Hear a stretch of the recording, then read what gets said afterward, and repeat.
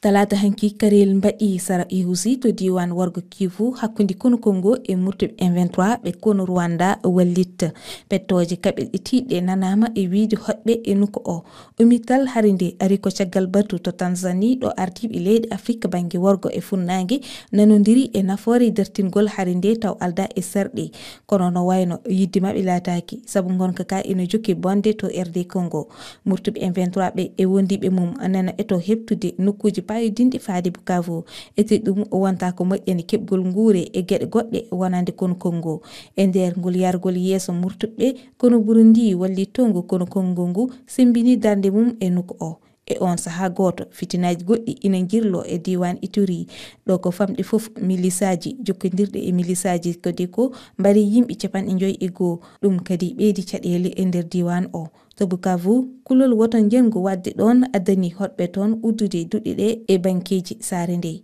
saha kadi nde fodde konunkoɓe 300 Congo goni e ñawede saabu wadde ɓe bonandeji mawɗi